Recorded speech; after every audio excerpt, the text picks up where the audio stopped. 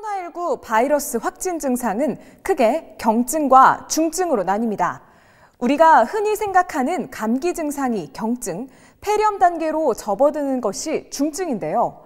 전문가들은 코로나19 바이러스는 초기에 단순 감기같이 가벼운 증상이었다가 갑작스럽게 폐렴으로 진행되기 때문에 위험하다고 말합니다.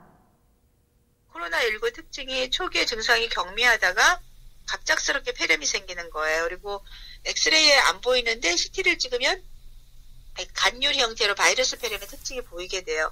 그러니까 그때부터는 저희가 대중요법으로 입원해서 치료를 하는 게 맞거든요. 그리고 이제 심각한 단계로 가는 경우는 이제 기계호흡, 환자의 폐 기능이 완전히 없어지면서 급성호흡부전이나 폐렴이 심해지면서 산소 공급이 안 될 때는 기계호흡을 하거나 에크모 같은 걸 다는 경우가 이제 아주 심각한 단계고, 중증, 그중에서도 자가호흡이 어려워 위중한 환자를 위한 치료법에는 에크모 치료와 기도삽관을 활용한 인공호흡이 있습니다. 에크모란 체외, 몸 밖에서 산소를 공급해주는 기계를 말합니다. 환자의 심장과 폐 기능이 산소 공급 등 적절한 기능을 못하면 몸 밖으로 혈액을 빼내서 이산화탄소를 제거하고 산소를 투입해서 다시 몸 안으로 넣어주는 겁니다. 우리가 흔히 아는 인공호흡기와는 어떤 차이가 있을까요?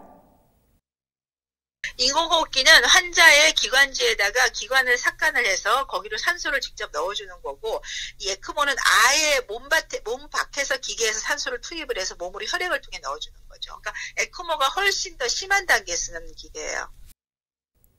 즉 인공호흡이 기도로 기계를 삽관하는 기도삽관을 거쳐 산소를 넣고 인공적으로 호흡을 조절하는 거라면, 에크모는 몸 바깥에 심폐기능을 하는 기계가 있다고 생각하시면 되는 겁니다.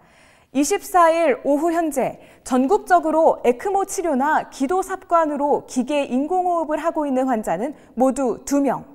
전문가는 특히 코로나19는 기저질환이 있는 사람들에게 치명적이라고 진단합니다.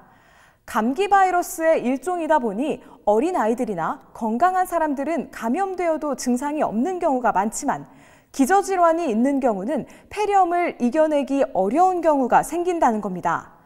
전문가들은 지금 대구의 확산 상황을 어떻게 관리하느냐에 따라 앞으로가 달려있다고 입을 모았습니다. 대구 상황이 아마 일주일 정도 진짜 큰 꿈일 것 같거든요.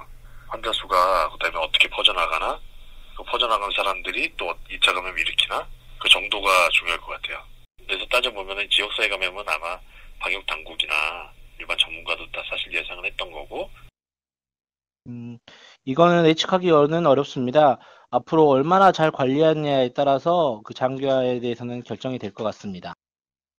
손 깨끗하게 씻고 마스크 쓰고 가글을 자주 하는 등 개인위생 철저히 하는 것이 지금은 가장 중요하다고 전문가들은 입을 모았는데요. 경미한 증상이라도 있을 시 1339 또는 지역보건소로 전화하셔서 상담을 받아보시는 것이 좋습니다. 헬로티비 뉴스 홍승현입니다.